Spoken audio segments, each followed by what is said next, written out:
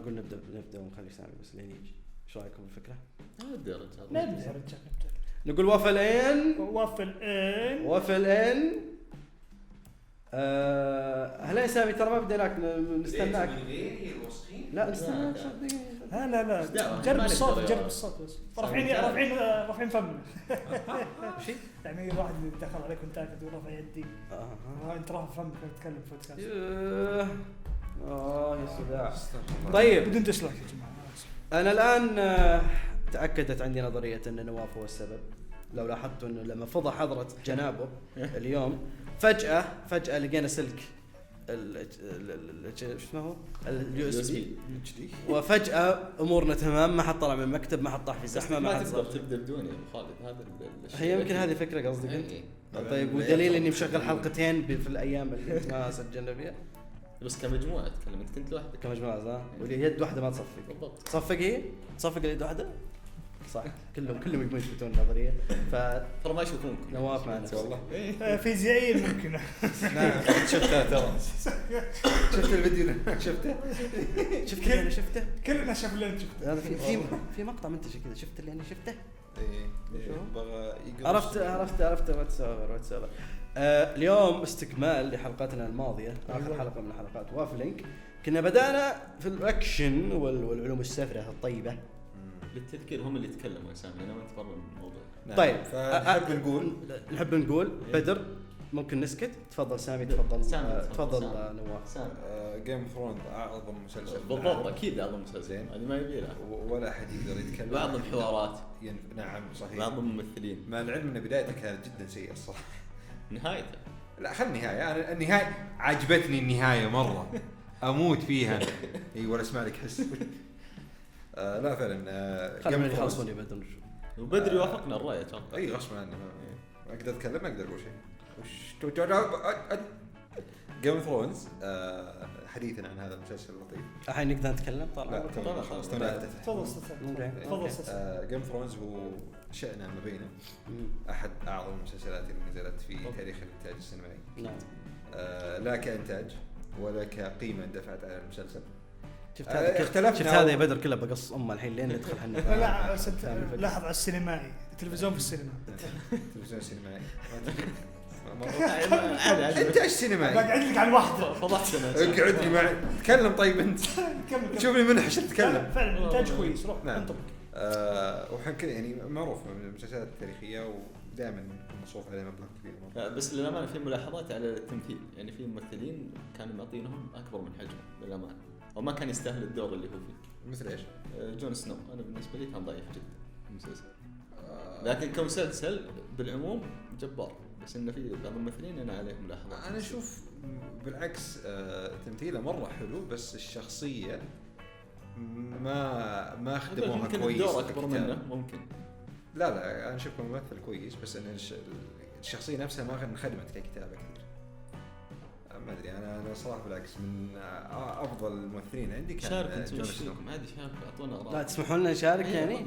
لا بس ما خلاص عندك نكتة كمان. تفضل. عندك نكتة تقولها؟ لما نقولها بس خلهم يعلقون أول شيء. لا نبي نحاول نطول أكثر وقت ممكن. يعني صدقوني إذا انطلقنا ما حد تقدرون تسولفون فخذوا راحتكم. طيب خلوا ادخل في النقاش. وش رأيكم؟ عشان نشوف آراء. ناخذها موسم وناخذ رأيكم على كل موسم فيه. اوكي.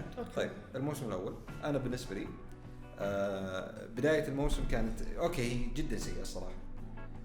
بس كأنه شدك للمسلسل هو شدك. بدأ يعرفك العالم، بدأ يعرفك على أبناء ستارك، بدأ يقولك ترى في عوائل كثيرة وكلهم قاعد يتهاوشون عن ذا الثرون المعفن المصدي اللي ما حد يقدر عليه. هو مصدي من جهة مصدي فهو مصدي فعلا. هي خلونا نتفق على هذا الشيء. راس مالك سيوف مجمعة مع بعضهم لحم أطلق حد قاعد يسوي له من أقرب أبريلين بالضبط. بس كموسم أول كبداية كان صراحة عظيم. أنا مرة عجبني. ساكت الكلام هذا إلى الآن. إيش رأيك نواف؟ أنا شوف كل المواسم كانت كويسة. لا خلينا نتكلم عن الموسم. كل معليش أنا ما عاد أقدر والله أصبر. سلام. أنا آسف أنا بضبط داخل في الموضوع. الموضوع أنا يعني بدأ الموضوع يروح إلى بس دقيقة عشان أتكلم. أنا ترى أكره جيم اوف ثرونز مرة يا عيال. بس إني منخب الناس. هذا نبي نضمنهم عرفت. ما تسمعون صوت التصفير ترى هذه إعداني. يعني اللي خلاص ما عاد أقدر أتحمل الكمية. والله صراحه سيء مره المسلسل. حاولت ما قدرت يا اخي. انا ما يعني في تعرف لي ما طار طير وارتفع الا كما طار طاح. هو هذا هو طاح ما وقع. هذا هو هذا المسلسل. بس تنكر انك استمتعت في اجزاء من المسلسل؟ لا شوف، هو المسلسل كويس يعني ما تقدر تقول انه سيء بالعموم. هو المسلسل حلو، بس انا اكره شيء عندي يوم انك تبني مده كم قاعد من 2012 كان يطلعوه 2011 من 2011 الين ما انتهى، وانك تبني على شيء عظيم جدا. لا تخلينا نسيح. اخر شيء تروح تنهيها هذا هو دبوس. اي تنهيته دبوس. اوكي دبوس حرام. اي والله تكفى لا تتعبني في المونتاج قد طوط. لا كثر طوطات بالمره. طوطات. بس ما تجحد الفتره اللي استمتعت فيها من البدايه. عرفت مثلا لا شوف ما هي انا مشكلتي اني ماني قادر اجحدها. ما هي بعذر. لحظه بس بناءكم كان Let's مره face عظيم. it. الشيء زفت. Let's face it. هي ما هي بعذر انه انا عشان استمتعت سيزنين المسلسل انه والله يجي النهايه ويعطبها علي. هذا مو بعذر. العمل سيء الان مع النهايه عمل سيء والله ولا اخجل اولها. هي بالخواتيم. انت كيف تختم هي بالخواتيم. منا ما يتابع المسلسل عشان يشوف الحلقه الاخيره ايش بيصير. منا حتى في الكومنتس يا سيدي بالضبط. هيا اكتب. انت لازم تقفل قصه انت بديت منها. اي قصه لها بدايه أنا ورحله بشوف ونهايه. اوكي النهايه لازم تكون بجوده الرحله وجوده. انت تتكلم عن حوارات، كانت في حوارات النهايه مش كويسة. جزء. النهايه الحوارات هي كويسة. اساس بناء القصه. القصه كويسه بس اوكي النهايه عليها ملاحظات او سيئه مره يعني مو ملاحظات بس. لا شوف تدري ليش؟ بالعموم انا اشوف انه كان كويس. لا لانه اوكي مو من الاعظم. اي لا يعتبر بس يعني يعتبر كويس. مثلا خلونا طب نسوي ريكاب زي كذا الجزء. انا متفق مع سامي. نجزء الموسم الاول. وش الميجر ثينج اللي صار؟ نيد ستارك بذاك نيد ستارك راح راسه. ايوه بران انشل. جون سنو راح للجدار وعرف الدنيا اللي فوق الجدار اللي كانت كلها اولد نان. تعرف اولد نان ذيك العجوز اللي تقول قصص. ايه كانت كلها تقول قصص فما حد يصدقها. جوفري كان ماسك هذا صح. لا تو جوفري تو. باي ذا واي ترى جوفري هو اعظم مسلسل بالمسلسل كله. اعظم ممثل بالمسلسل. واضح الظهر اللي كنا اليوم. هو ولا سيرسي لينا هيلدي. مين قصدك كتمثيل يعني اللي شو اسمه اللي استولى على قناة ستارك. مين شو اسمه رمزي بولت. رمزي. هذول الاثنين اعظم. القزم شو اسمه خلونا نرجع بعدين نقيم. نمشي موسم ميجر احداث. كاليسي تزوجت الدراغو. صحيح. هذا اول شيء. اخوها راح كراون فور كينج وذوبه دراغو. ترى ليتلي هذا المشهد الوحيد اللي اذكره في سيزون بالضبط. عرفنا ان بيض التنانين فقس لانه كان له على حسب القصه انه 400 سنه 500 سنه. نعم. يجي بيض ما يفقس يسوونه اومليت. ما يطلع شيء. شقه يا حبيبي. بالضبط. شكشوكه التنانين. كان ينزل شكشوكه التنانين بالجبن. فصار في اللي هو موضوع التنانين طلعوا. حتى اخر لقطه في السيزون الاول ان التنانين طلعت. بعد ما كانت بحريقه. بالضبط. وعرفت انها يعني انها ضد يعني فاير بروتكتور ضد النار. صحيح. ند طار. روبرت براثي هذا شخصية تعتبر كبيرة جدا في الرواية طار مات. عرفت العلاقات اللي في عائلة اللانستر كيف شغالة. بالضبط. يعني بدوا يبينوا لك من هي الشخصيات اللي انت يعني انت بدك تتعرف على الشخصيات. من الشخص اللي تشوفه كويس ما هو كويس، سيء ما هو سيء. وهذا يعني السيزون الاول هذا ما دخل السيزون الاول كان بالضبط. عرفك على الشخصيات. هو نبي يعني نقيم اغلب المسلسلات. تقول لا استنى لما توصل الموسم المدري كم عشان تستمتع. لا هم جيم اوف ثرونز من اول موسم دخلوك بالجو. اول لقطه اول حلقه انت تعرف العالم هذا وشو، تعرف التهديد حق العالم وشو. وش اول لقطه وهي اول صفحه في الروايه. مشهد اللي طلعوا من الجدار راحوا وشافوا جثث مقطعه ومجدعه على باترن معين على شكل معين. وفجاه وهم قاعدين يكون هذول الحراس اللي كانوا في الجدار في النايت واتش اللي في الحراسه راحوا شوي يشوفون ناس موتى قاعدين يركضوا وراهم. حتى لدرجه انه يعني واحده من يعني واحد منهم اللي نجا هج هجوا سحب على الجدار، قال ابو جداركم. تعرف اللي اخذ الجدار وانطلق، راح وين؟ راح لين وصل انترفل. صادف في انترفل قالوا شو نطلعك من الحراسه. قاعد يشرح لهم يا جماعه في تهديد بيجيكم، في تهديد بيجيكم، المصيبه جايه على الطريق، جاي على الطريق. جو قص راسه، ند قص راسه، قال شو نطلع، شو مطلعك من الحراسه يا حبيبي، في ناس موتى. لا شو مطلعك من الحراسه، قص راسه. هو شوف اذا في شيء صراحه يعجبني في المسلسل هذا اهم شيء، انه ما في كاركتر السيف. اي هذا صراحه انا هذا الشيء كان يجيبني، ويمكن ترى هذا احد الاسباب اللي خلتني اتحمس اتفرج، اشوف كذا ايش ممكن يصير فجاه، ايش ممكن يلخم مخي.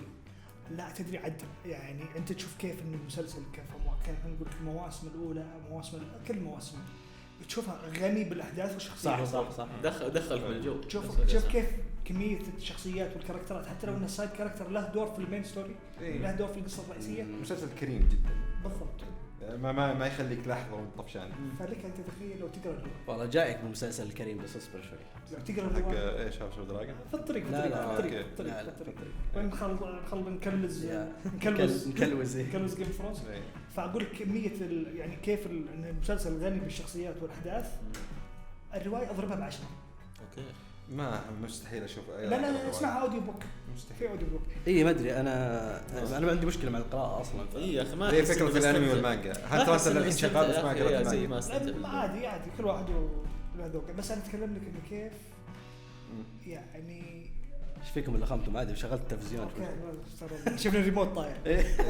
لا كيف يعني كميه مثلا في شيء يعني شيء على جنب كذا، شيء على جنب في الكتاب ما ذكر في المسلسل، مع انه لها اهميه. الماسترز اللي في القصه مثلا عندهم في كل عائله عندها ماستر معين. الماستر هذا كل ماستر له تخصص. طبعا في المسلسل يقول لك لا كل ماستر عنده سلسله. ايوه كل السلسله هذه فيها زي الرينجز، في سمول ديتيلز كذا في الليله. في الروايه اعتقد يمكن معظم معظم الاشياء معتمده على الروايات تلقى فيها ديتيل. بالضبط، انا فاضي ما ورا شيء يقعد يكتب. عرفت اللي هو كان اسمه ارثر كينج، ايش كان اسمه؟ جورج ار مارتن. ايوه فهو فاضي ما عنده شيء فيكتب قصه. مثلا عندك شخصيه في المسلسل جت كذا ابو مشهد واحد، ابو نص مشهد اي طلعت مثلا مع روب ستارك اسمه ماندرلي، اسم العائله حقتها لورد ماندرلي. يوم ان روب ستارك بيصير هو صاحب العائله يعني. فقال انا معك انا عائله الماندرلي معك. ايوه عائله الماندرلي معك. من هم الماندرلي؟ هذا في الروايه له تقريبا شابترين 3 شباتر عن عائله الماندرلي وقصتهم والباك ستوري. فاضي نشوف. كان عندهم حاكم كان داهيه كان هو يعني تب سمين، عرفت دب يقول يعني كانوا يبون يسافرون فيه في الروايه، كانوا يبون يسافرون ياخذونه من مكان لمكان، لازم يحطونه له يعني يشيلونه شيل 4 يجون يشيلونه. ايوه يشيلونه الحاله كذا على سرير يشيلونه معه لانه دب ما في حصان يشيله، ما في عربيه تشيله. فكان مره جدا ضخم، فكان الناس يعني يشوفونه تافه لكنه كان دافع. عشان ما نستفيض على الموسم الاول. تقييمك له؟ من 10 من 10. نواف برضو 10 من 10. اعتقد كذا متوافقين، لان هذا هو الموسم اللي خلى المسلسل كله يشتغل. يس، واعتقد حتى يعني المواسم كلها الاولى الى الموسم الثاني والثالث، اعتقد حتى يمكن الرابع برضو. خلينا طيب نتكلم عن الموسم الثاني. جوفري وضعية جوفري اعظم يغبن لكن جامد. انت ثاني مره تقول جوفري اعظم. انا احبه لانه فعلا يعني مسلسل يبينا مسلسل فعلا.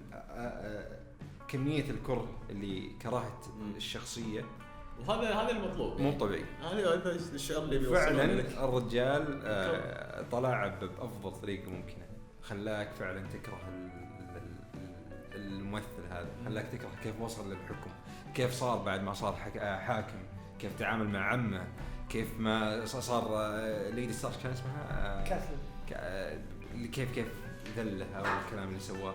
لا قصدك سانسا. يعني انت حرفيا بهدلت خلق الله معك وقدرت انك تطلع الشخصيه بافضل طريقه ممكنه الصراحه. بالضبط، انه يعني الممثل فعلا ممثل بحط شو اسمه باك جراوند دسم. ممثل فعلا هو، حتى ترى بعد الظاهر بعد المسلسل بطل. بس شوف احسن شيء صار في المسلسل في السيزون الثاني وشو نيو هاند اوف ذا كينج. يا اللي جاب بعد ميد تايرون لانستر. الجد قصدك؟ لا في الجد مسك فتره، مسك عقب ما لا اول شيء القزم بعدين الجد ولا الجد اول؟ لا مسك تايرون شو اسمه اللي هو تايرون لانستر على طول بعد ما مات نيد ستارك وصار يوم جوفري صار الملك على طول. تايرون كان موجود في الحرب، كان طالع يحارب. أيوه. طالع يحارب فارسل ولده قال انت امسك هاند اوف ذا كينج لين انا اخلص حرب واجي. تذكروني منفصل عليه يمكن قاعد يتكلم على سانسا قدام الخلق. هذا السيزون كيف جاء فصل عليه السيزون الثالث. انا عارفها كيف جاء فصل عليه الفصل بالذين. مونسترز مونستر يقول قال انت مونستر يقصد تايرون لانستر يقصد هذا السيزون الثالث.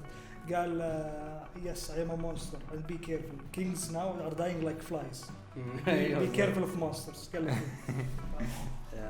لاينات اتوقع افضل شخصيه من ناحيه اللاينات دموه بشكل مو طبيعي طبعا. والممثل صدق ترى تبي ممثل ثقيل تايرون لانستر ثقيل اساسا. تيريون تيريون مش طبيعي. انت مرات تحس انك تنسى القزم كثر انهم مسيطر. فعلا. فالسيزون الثاني فعلا السيزون الثاني كان فيه احداث كبيره من ضمنها بلاك ووتر المعركه. تذكرني ستانلي اللي مو ستانلي ستانس يوم يهجم على النايت الثاني. السيزون الثاني ستانس يوم يهجم على شو اسمه يهجم على شو اسمه الكينجز لاندنج. ايوه يوم تايرون يمسك يقول لهم الكلمه في الخطاب ديفندر تيريون تقصد القزم تيريون يتكلم له ديفند يور سيتي ما وش يوم كان قاعد يتهاوش معه ينزل تحت بالسوج ويطلع مره ثانيه. بعدين سوى هو عشان يقش السفن. لكن شو اسمه ايام تكدين هذه الثانيه. والله النيران الخضراء وايلد فاير. النيران الخضراء برضه الثاني. في 2 سينز في 2 سينز. ابسود 8 اوكي ابسود 8 اللي يوم ذاك اللي هو خوي تايرون اللي بيتعرف عليه في الطريق رمل السهم. حافظ المسلسل فريم تروح يمين ولا يسار.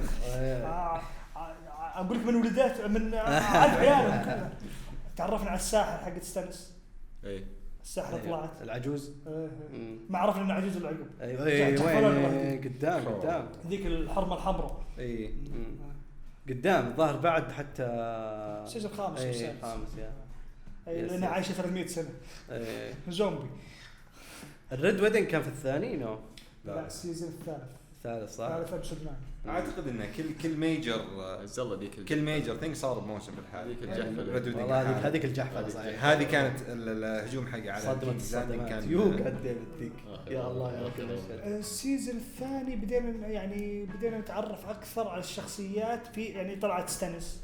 اوه صح تذكرت يوم والحرامي ذاك الحرامي يوم آريا هنا برضو كمان بدأت تبدأ قصتها. أي.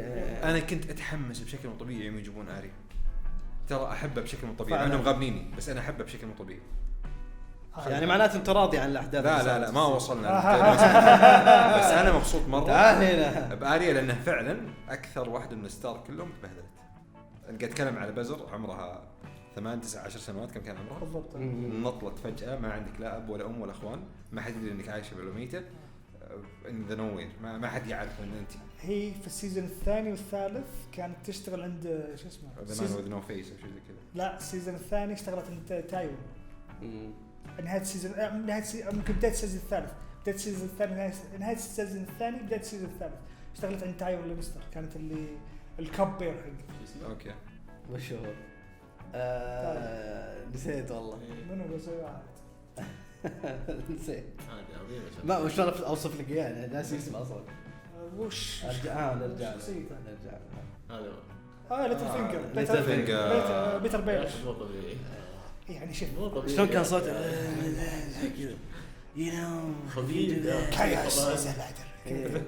لا مثلا عندك شوف انا اكثر شيء استفدت خليني اقول لك بس انا بتكلم نقطه تبغى تعرف ان ليش الجوده هي في المسلسل اختلفت. جوده الحوارات بس. طيب الموسم الثاني من 10 قصه يعني الموسم الثاني 8 من 10 بنواف اي لا 9 والله. انا اعطيه 10 من 10 لان فعلا كنت مره متعلق مع عارية وكيف حلو قصتها. واضح. طيب السيزون الثالث ذكرنا فيه. طيب شوف بعدين بيجحدون يقول لك ما يقول لك السيزون الثالث مسلسل سيء. السيزون الثالث لا شوف اسمعني قل الله. جيم اوف ثرونز حلو. انا ترى بدايه الكلام كنت قاعد مره اعزز له بس فعلا انا مقهور من النهايه طبعا. اي والله وهذا اللي فعلا خلتني اكره المسلسل. بس انه برضه بس انا ما استمتعت طبيعيه. السيزون الثالث كان فيه كثير عن النايت واتش انهم راحوا بعد طلع الدباب قاعد يخرب التسجيل. كلكم اسمعوا. ايوه. فالسيزون الثالث بدا اتوقع كان موضوع اللي هو نايت واتش ما نايت واتش انهم راحوا في الجدار وما الجدار والاشياء ذي لعبوا الجدار يبون يسوون تحالف ما تحالف. هذا اللي اتذكرها يوم راحوا البربريين صح؟ بالضبط الوايلدرز. بربريين ولا والدر؟ وايلدر. ايوه.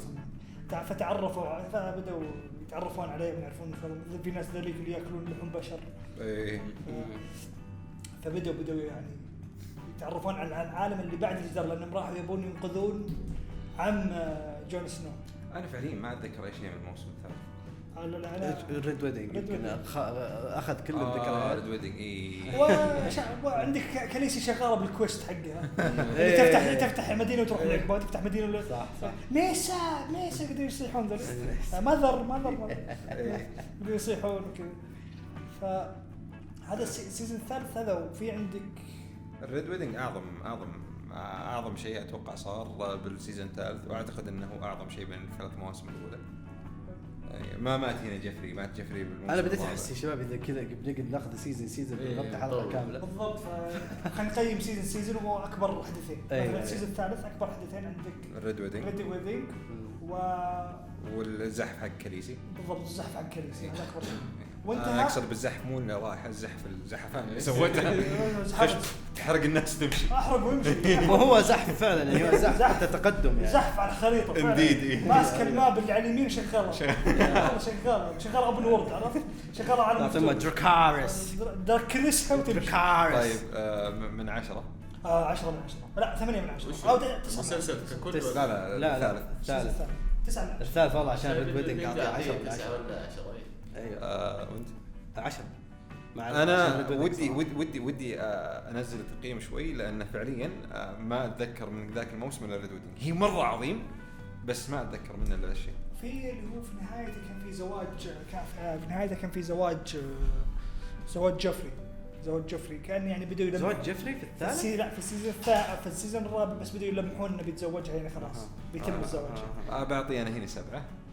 السيزون الثالث الرابع اللي داف في 7 عشان بس ريد ويدنج ولا غير كلمه ودي اعطيك. السيزون الرابع اكبر حدثين فيها انا ما اذكر شيء تصدق السيزون اكبر حدثين موت جوفري اي صح موت جوفري ومشهد الموت يرسل عيونه حمراء بالله شغله يعني عرفت اللي قاعد كذا قلت يا الله ايوه طول متعذب احرق صح دقيقه الموسم الثالث بدينا نشوف فقاحه جوفري الصدقيه بدا يطلع معلش غير تقييم اعطيته ذكرته تمام قيم عشان نقفل ملف جيم اوف ثرونز اعطى تقييم.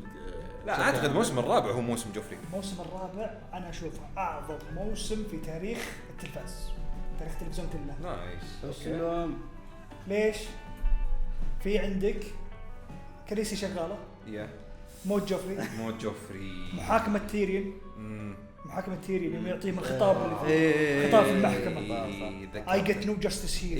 عرفته؟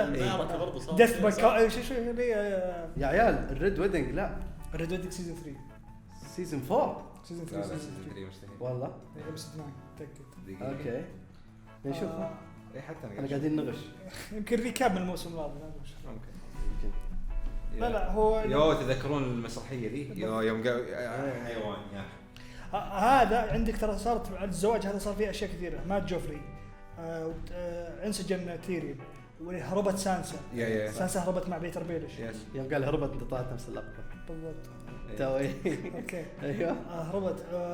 برضو عندك المحاكمه اللي صارت شو اسمه الماونتن يوم مع ذاك حق السم ذكرتي مع شو اسمه ذاك مع الفايبر سيرسي تهزت في الجزء هذا صح تهزت في كل اجزاء. لا بس في هذا الجزء يوم لا السيزون اللي بعده اوكي فالسيزن هذا عندك برضه فيه اللي هو حدث كبير، الحلقة 8 والتاسعة اللي كانت في معركة بين الجدار والوايدر اللي بيطبون عليها. اي حلقة كاملة. يوم شو اسمه جون سنو انحشر بالنص بحيرة. لا هذاك الموسم اللي عقبه الموسم أوكي. عقاب جيم اوف ثرونز لانه انهى الموضوع بشكل فاشل، حننهي الحديث عنه بشكل فاشل. لا كمان كمل. لا ما في. بعد الموسم الخامس يفتح الله. خلاص اوكي خلاص. تقييم شامل كل مسلسل كم؟ طيب مسلسل من عندي انا من 10 4 والله. اي والله اول 5 مواسم 9 من 10 8 من 10. لا اسمع الموسم الاخير 2 من 10 عشان اول 5 مواسم حلوه 5 من 10. والله 4 كثير بعد 4 واللي دافه كله جوفري والله والله العظيم ما ياخذ رصها.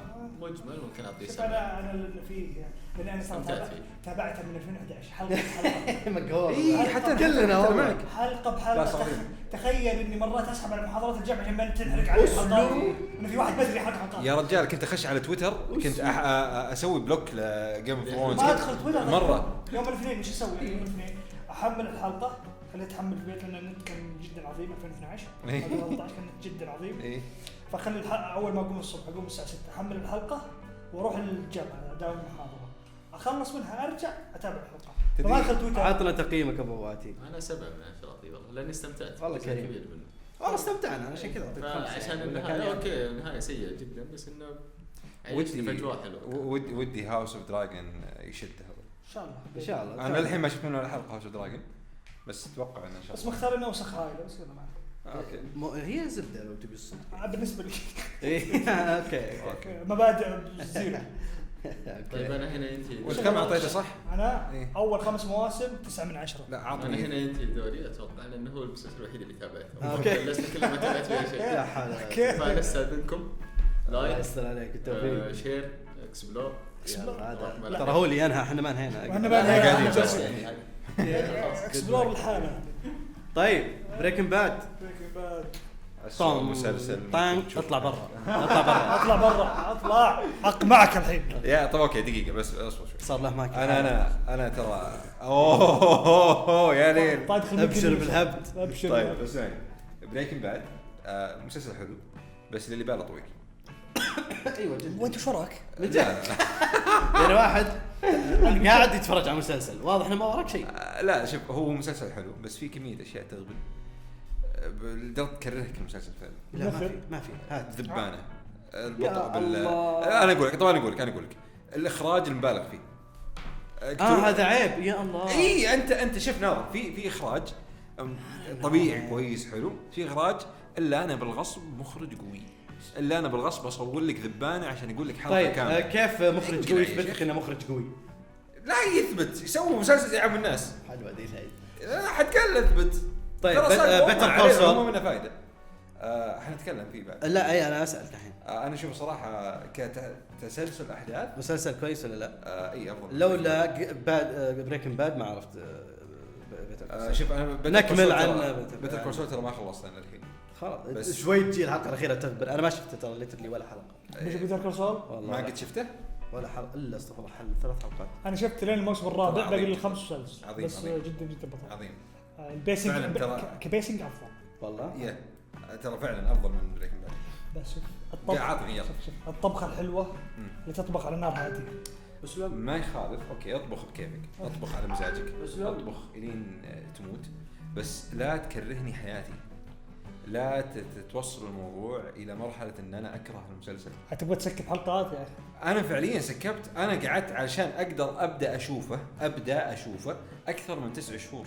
الحلقه الاولى والثانيه شفتها اكثر من مره، 9 شهور كامله اشوف اول حلقتين اطفش ما اقدر اكمل، اسحب عليها 3 شهور وارجع اشوف اول حلقتين. طبيعي شوف اول موسم هو اثقل موسم تتابعه، حتى ترى شوف كم حلقه 8 حلقات بس 8 حلقات ونمطها بطيء جدا. بس تدري ليش؟ لان اصلا ترى القصه اختلفت. القصه اختلفت تماما. ليش؟ لان المنتج هو الكاتب. أوكي. المخرجين مختلفين يختلفون على حسب الحلقات. عندك مثلا جيسي بينكمان كان مقرر انه يموت.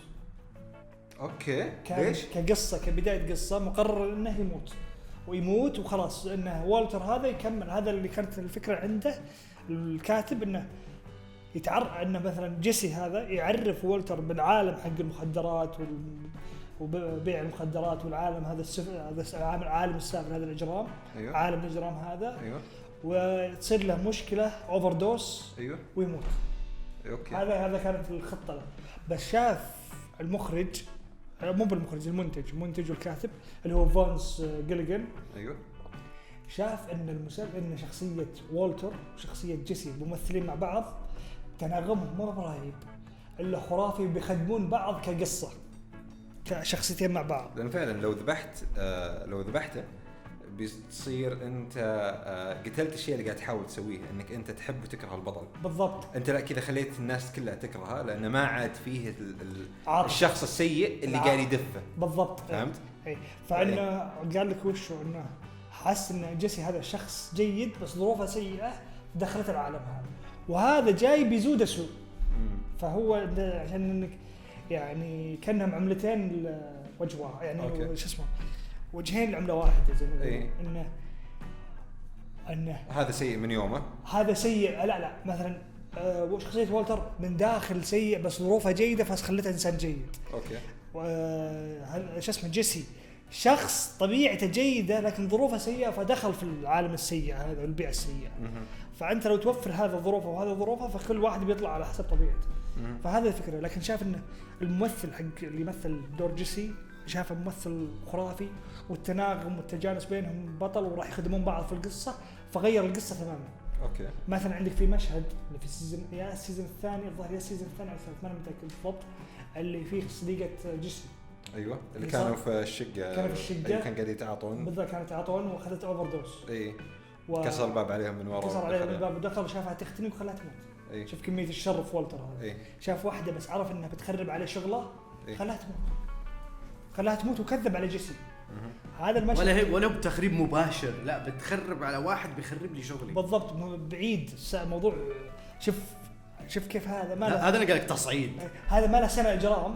شوف كيف مخه يعني انت من زمان تفكر بالتفكير هذا. عرفت انت من زمان فيك الشر بس تو يطلع. ان الشر هذا انت تقمع على انك تحاول تكون انسان جيد لكن انت ما عندك شيء تخسره. شوف كيف كنت وصلت لهالحد انك تقتل انسان بريء. ليش؟ انه ممكن يعني يسبب لي مشكله عرضيه يعني شوف السلسله اللي سواها بس عشان يحمي نفسه.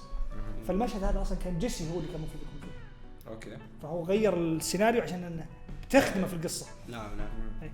فلكن هو شوف ان التسلسل اول موسم اوكي لان الموسم الاول اصلا كان فيه اضراب كتاب كان فيه قصه كان فيه حوار خارج المسلسل في الحياه الواقعيه لان كان الكتاب بيرفضون يتعاونون ان يكتبون سيناريو وكذا. في امريكا كان فيه يسمونه اضراب كتاب. ايوه. لكن مثلا في المشهد مثلا السيزون الاول اقوى مشهد اللي يوم يروح لذاك اللي يتعاطى ذاك المجنون اللي شو اسمه ايوه المجنون ذاك من عائله سلامانكا.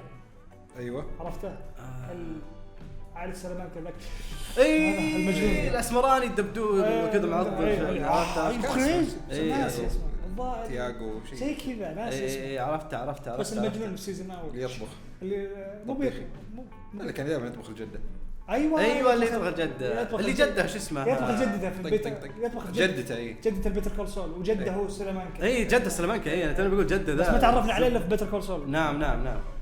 فهذا يعني يوم انه يروح في مشهد اللي يوم قال اعطاه مث على انه مث وجربه بعدين قال هذا ما هو مث واعطاه ضرب الفجره دي فجر امه وطلع. هذا سيزون 1 عاد شتيت. اوه ماي جاد ما الوم المسلسل هذا انا مشكله الذاكره عندي مش ولا هذا افضل لقطه. هذا اللي يعني خلينا نقول اللي تحوله من واحد يحاول الى واحد خلاص ما وراه شيء. شوف تعرف متى الى هزمه ذكرتني جوز بامز على قولتك المشهد. تعرف ليش كيف احكم على المسلسل هو كويس ولا لا؟ اذا كان المسلسل اليومك هذا اتذكر فيه شخصيات اتذكر فيه مشاهد. لا مو بريكنج لها علاقه كثير. مشاهد ذكرتها انت عاشت معك المشاهد هذا. عجبتك مشاهد بس مو تتذكر اسماء ومدري ايه. عطني شيء انت يعني انا عن نفسي اتكلم لي انا يا سامي. بريكنج بعد ما اذكر ولا شيء مره كبير صار الا النهايه الغبيه شوي. اوكي رايك عادي من جد رايك يعني عادي. انا وتبي الصدق حتى يعني ما اتذكر الحلقه كامله اتذكر بس انه راح لا انك ليش لان هذا الشرير لازم يموت.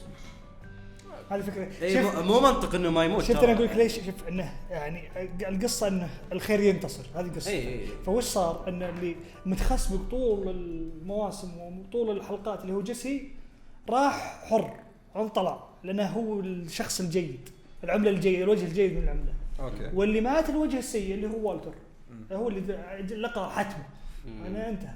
لكن شوف كل موسم يبني على الموسم اللي بعده. ليش؟ لانك توصل النهايه لانه مجرم.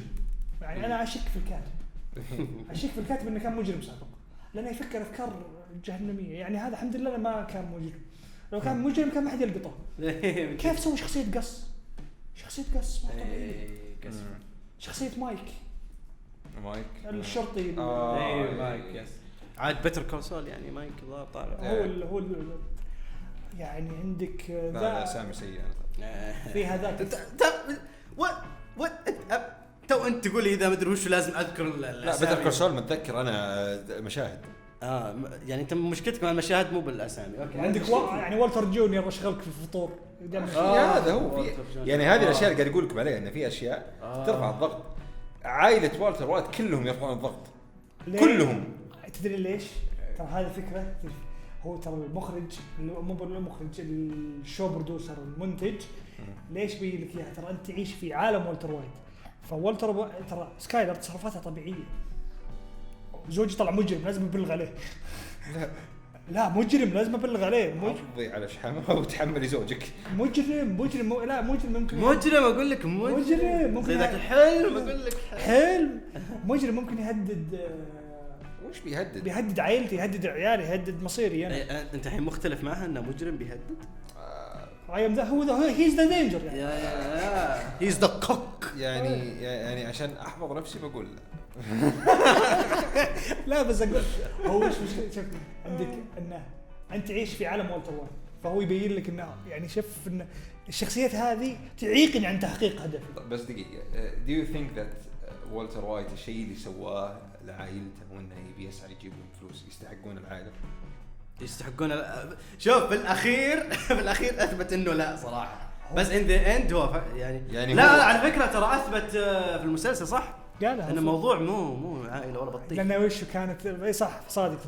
في مشهد في الحلقه الاخيره يوم انه كان اصلا هو تو شو اسمه راح زار سكايلر. اوكي. لأن كانت مبعد عنه. ايوه. فزار سكايلر مكانها يوم والتر جونيور راح مدرسته. المهم راح لها الحاله كذا.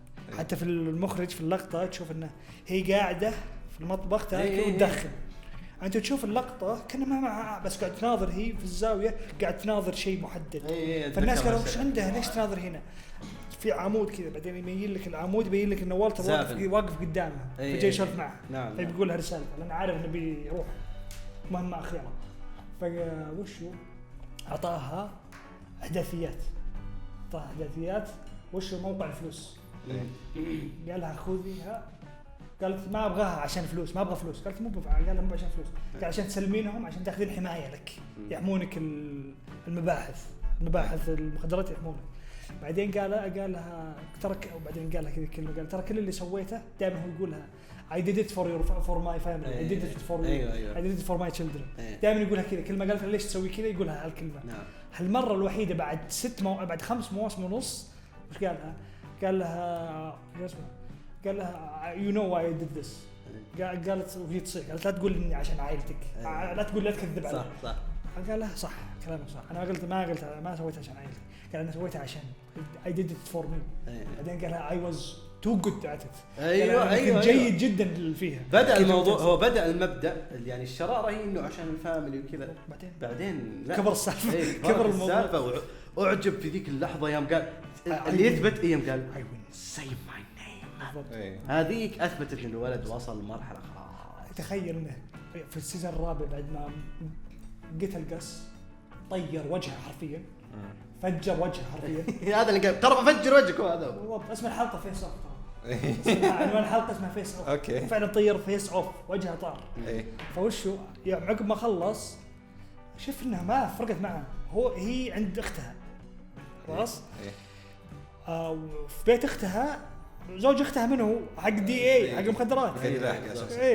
فدق عليها وهي بيت اختها قال لها I won. قالت ودي يمين ايوان أي. قال ايوان هي مو مصدقه انه فاز يعني انه قتل قص إيه. هذا شفناه في بيتر كول سول إيه. قوي مره أي.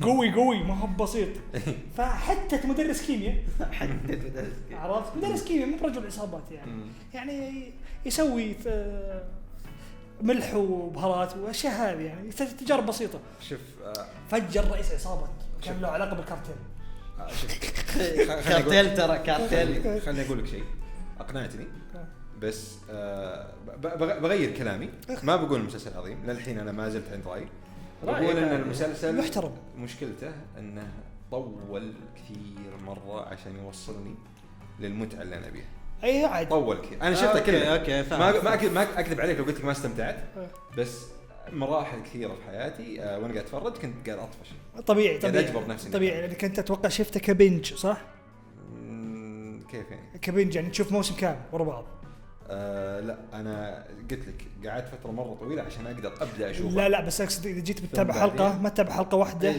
بعدين تنزل يعني تتابع 3-4 حلقات 3-4 حلقات ورا بعض 3-4 حلقات ممكن اي كذا هذا راح تطفش انا الحين لو برجع اتابعه بطفش بس انا وش كنت اتابعه لان كان شلون كان قبل نظام قبل نظام نتفليكس كان وش انه كل الحلقه تنزل اسبوعيا نعم فتنزل الحلقه اسبوعيا عقد يسولف فيها في تويتر اسولف فيها في المنتديات اسولف فيها مع اخوياي اسبوع حل الامه اي فتيجي الحلقه الثانيه انا متعطش نتابع الصار فممكن عشان كذا على حسب طريقه متابعتك تفرق مثلا ماد مان تكلمك مثلا سايد نوت ما انت شفت بيتر كول سول انت لو تتابع ماد مان بتتفع المسلسل انت ليش فتحت ماد مين؟ انا اسف اوه ماي جاد لا كذا ما اقدر اوقف كلام انا اسف ممكن خلينا نرجع بس خلينا ليتس راب بيتر كول سول شو اسمه بريكنج باد سوري بريكنج باد مسلسل اوكي رتمه بطيء نوت فور ايفري ون ما هو لكل واحد انا اشوفه مسلسل عظيم انه من اي ناحيه انه بدايه اوكي بطيئه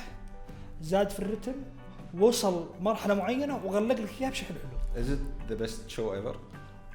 فور مي يس يعني توب 3 توب يس جيم اوف ثرونز سيزون 1 تو 5 توب 1 اقول انا بقيمه يمكن اكون يعني ماني بافضل بني ادم اقيم لاني ما اتذكره بشكل كويس بس اعتقد انه توب 10 ممكن 7 من 10 اوكي اكثر يدخل توب 10 في التاريخ لا اوكي في عندي كم مسلسل توب 10 اوكي رايك طيب انت اذا شفت السوبرانوس وش بتسوي انت بتموت وشو والله اذا شفت سوبرانوس ولا ذا واير والله بتذبح نفسك والله بتذبح نفسك ما اعرف طيب بيتر كول سول عشان ما بيتر كول سول انا ما خلصت للحين بس خليني اقول لكم بكل اختصار هو عالم بريكنج باد اللي الناس كلها تحبه وانا يعني ارجع اقول اكذب عليك لو ما استمتعت بس انا في احيان اكرهه فعالم بريكنج باد بس بطريقه برتم اسرع يساعدك انك تشوفه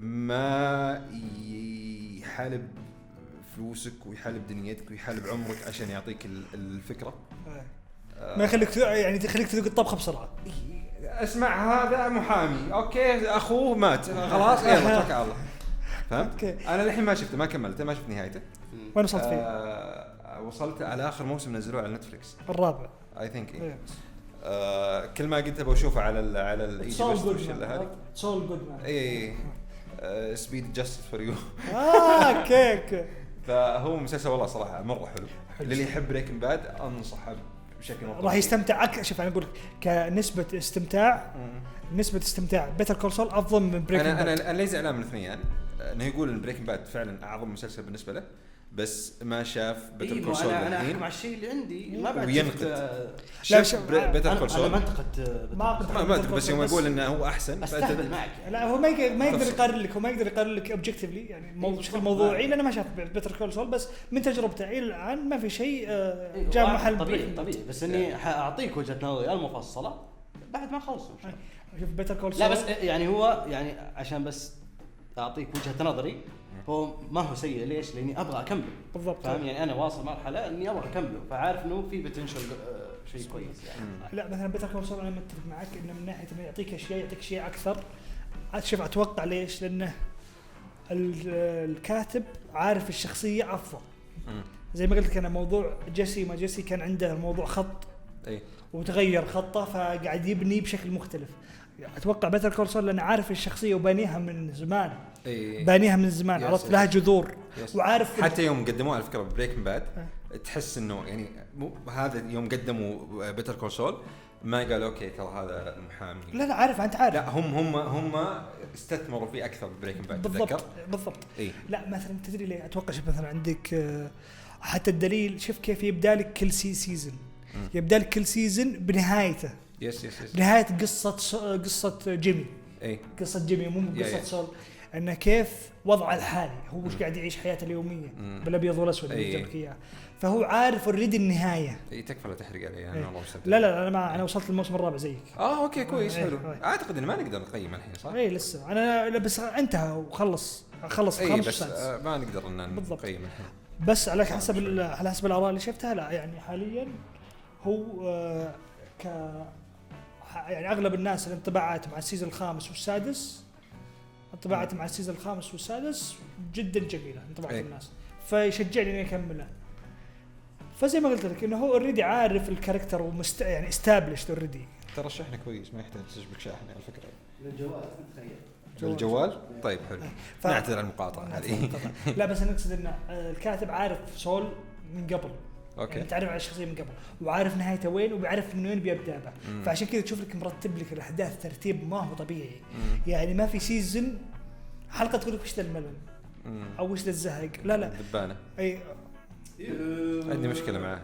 الذبانه ترى لها رمزيه لا تسقط ولا ترمز. انا بشوف مسلسل ماني برايح اقرا كتاب في مقر كتب المملكه العربيه خلاص وفكنا لا اخلص. بس يعني سايد نوت مقر كتب سايد نوت ليش موضوع الذبان هذا مهم؟ يبين لك ان كانوا يطبخون في RV كانوا يطبخون في سياره صاروا ما يبون يطبخون عند ذبان. ايوه شوف المستوى وين راحوا يا حبيب قلبي. انت بني ادم تبي تطلع مسلسل البني ادمين متسدحين على كنبه اخلص واختصر لا تسوي على مخي مخرج قوي خلصنا. يا اخي عنده مشكله يا اخي شوف انت يا اخي ليش ليه توريني انك عبقري ما بيعرف. شوف ليه انت غيران منه يعني لا يرفع ضغطي ضيع حياتي. انت متعود على اندومي بعدين اجيب لك سباجيتي قيمتها عاليه تقول لي سباجيتي عاليه دي مو زي الاندومي اللي ناكله يا اخي ذائقه مختلفه يا اخي. لا هذا بريكنج باد هذا سوري هذا بيتر كول سول. اختصر لك المسلسل نفس العالم نفس الفكره نفس كل شيء. انت عنصري واعطاك شيء كويس. انت عنصري اذا عجبك الشيء ما تبي احد ينتقد وحق الناس مو بزين. انا ماني قمعي انا بالعكس انا اشوف ان رايي مكانه. طيب ما ودي نتكلم كثير على بيتر كول سول ما خلصنا صعب ان نحكم عليه. سليب الجيم انا شوف عشان سليب الجيم انا اعطيك دليل انه معجبني ترى. انا وصلت مرحله تابعت بريكنج باد عشان ارجع واتابع بيتر كول سول باي ذا واي. على فكره ترى ما بس يوم خلصت بريكنج باد عرفت اتس تو جود لدرجه اني نسيت انا ليش بديت اتابع فاقنعت نفسي انا رجعت اتابع. تدري شيء اعتقد مو بلازم ترى. اي بس لا بس بتعرف مع ان سبين اوف بس اعتقد مو لازم. لا في اشياء معينه في بيتر كول سول لها علاقه بريكنج باد بس من بعيد ممكن ما بشرط انك بالله يعني سلامانكا في سلامانكا عشان تعرف قصه اتوقع العوائل وكذا بالضبط عشان تعرف العالم. لالو مثلا شخصيه لالو يخرب بيت الشخصيه لالو ما هو طبيعي هذا لالو. انت شفت الفينالي حقت الموسم الرابع يوم دخلوا على الفيلا يوم يدخلوا يسرق ويحاش مره خرافي. طيب. لا مثلا عندك مثلا بيتر كول سول زي ما قلت لك انه هو اوريدي عارف الكاركتر وبانيها ومبهره وخالص وعارف انه عندك شخصيه مايك تعرفنا عليه اكثر. بريكنج باد ما كانوا معطينا وجه مره.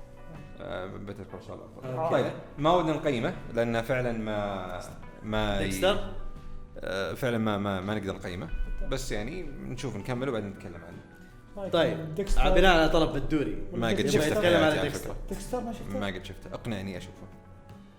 للاسف اني انا واصل مرحله ما اقدر اقنعك تشوفه. ليش؟ كارها بنفس السبب اللي كرهني في جيم اوف ثرونز. النهايه سيئه. اوكي شكرا سكيب يا عيال الرضا عليكم تكون الشر من نواحي كثير يعني حتى من ناحيه انه المشهد أخرج ونفذ بطريقة سيئة جدا تتذكر أنت أكيد. بس عموما هو كمشهد كمسلسل حطاب بس هدي حطاب مهجد ميامي من العصر حطاب كيف ايش خلاص نوقف في الموضوع. ما حد ينفس في ميامي، واخر شيء يحطوا له حطاب. يعني تخيل حطابي يعني شجر. قصة المسلسل بشكل عام انه ميامي اقوى شرطة في العالم. اوكي. اف بي اي اقوى ناس ولا شرطة كرايم يونت يسمونها. كرايم يونت اقوى ناس يحققون في جرائم. ما بقى سيريال كيلر اللي مسكوه وجلدوه. الجرائم الجنائيه اللي فيها قتل ومقاتل ميامي هم الفطاحل حقين الفطاحل. اي ولا هم اهل لهذا يعني المشاهد وذا يعني اثبتوا انه احنا ما احنا مثلا زي مسلسل شيكاغو اللي درعمونه خلاص. لا هذول فعلا وكذا حققوا. مع انه لديكستر فضل كبير في حل الجرائم حقتهم هذه. دقيقه بس ايش القصه؟ قاتل متسلسل هو قصة ديكستر. قاتل متسلسل حلو. نهاية اسمع نفس فكرة كوفي تيبل بوك اباوت كوفي تيبل بوك بالضبط. هذا قاتل متسلسل يقتل القتلة متسلسلين. واو. اخر شيء صار حطاب ما بيشوفه شكرا. لا بس لا الرحلة حقته خرافية. لا خرافية كم موسم؟ يعني 7 مواسم. 7 مواسم بعدين سلقوا لك موسمين بعدين في 2019 خليك اسحب عليه. شوف حلقة كل حلقة تقريبا 18-20 حلقة شد ايام النتورك قبل ستريمينج. قبل حلقة كم ساعة؟ 45 دقيقة.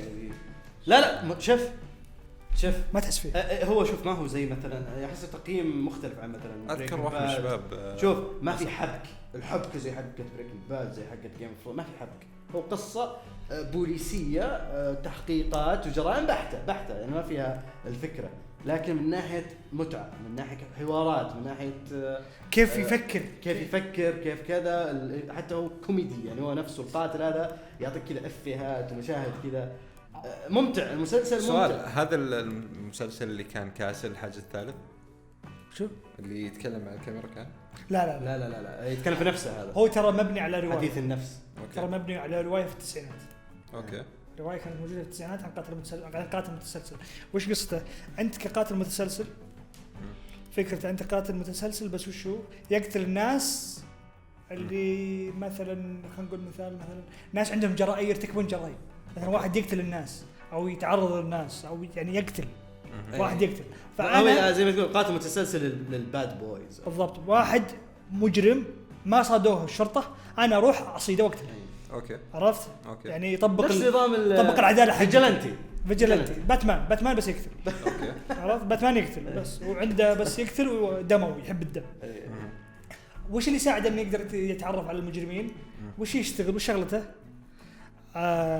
حق الطب الشرعي. أيوة حق الطب الشرعي في شرطة مياه. دكتور طب شرعي تقريبا انت محلل جرائم محلل الطب الجنائي. انه مثلا يحلل لك مثلا يدخل على مشهد دموي ولا مثلا مشهد جريمه يقول لك مثلا الدم هذا لا غلط ما كان هنا الضحيه ما ماتت هنا. يعرف لك هل الدم هذا عن طريق مسدس ولا عن طريق ضربه لكمه عن طريق تطشيره الدم. بالضبط. نايس. فهو يحب الدم الرجال هذا متعلق بالدم. حلو. في المسلسل يشرح لك ليش هو متعلق بالدم. ليش الفكره هذه نعم. وكيف قدر يوصل للمرحله هذه انه يقدر يعيش. ممكن بس عشان اعرف وش موضوع هاري هل هو مصاص دماء؟ لا يقتل حتى يعني نظيف الرجال شغل نظيف عرفت اللي يسوي اللي شغل نظيف حتى نجي يقتل كذا مرتب شغل نظيف الرجال مرتب وجاي يجيب دونات الشباب في الفرع وشو عنده يضل وجهه اذا دخل يجيب دونات معه. اوكي. عرفت هو الجود جاي في عشان ما حد يشك فيه رشاوي دونات. فهو يعني مايكل سي هول اسم الممثل. اوكي. خرافي مرة هذا انا درجة صدقت هو نفس ممثل ديكستر يعني وجهه شرير. عرفت مجرم. وجهه مجرم. في واحد قافطه وخالص بس يبي يمسكه ما قدر يمسكه ليش؟ لأن عنده وجهين. يقدر يطلع لك اللي وجه نايس. والحلو انه يجيب لك مشاهد انه شوف ترى هذا له وجهين. شوف في لقطة انا اتذكرها حقت البوكس ولا حقت يمين يخش عليه في الغرفة حقت في المكتب انه وش في واحد كان شاك فيه محقق شاك في ديكستر. اوكي. هو الوحيد اللي في المبنى حقهم في الدوريات في الشرطة شاك فيه. يقول something about you دائما يقول something about you I don't trust you دائما يقول I don't trust you something يعني شاك فيه دائما يقول ما ادري وش بس اشك فيك ليش تحب الدم ليش تحب الدم اعطاك سربرايز مضطوط هذا هو اللي طالب سربرايز مضطوط. اوكي. هو المهم فهو قصته انه يعني يبين لك ان اداء الممثل للشخصيه خرافي. ليش؟ لان في مثلا لقطه مشهوره ممكن اشيرها، يبين لك انه ترى عنده وجهين. ليش؟ انا مثلا دخل عليه واحد فريندلي مره، وجه الفريندلي كذا، بعدين اول ما يطلع خلاص قاعد الحاله تشوف طريقه وجهه اختلفت، فيبين لك ان هذا شخصيه المحقق الجنائي، بعد شخصيه المحقق الجنائي الطيب الحبوب اللي يجيب. نشوف الوجه الممثل هذا. ايوه وجه يعني يوريك الشخصيتين كيف انه الممثل جدا متمكن من الدور والشخصيه، انه فاهم مستوعب الشخصيه انها دورين، الدور الولد هذا هو. اوكي.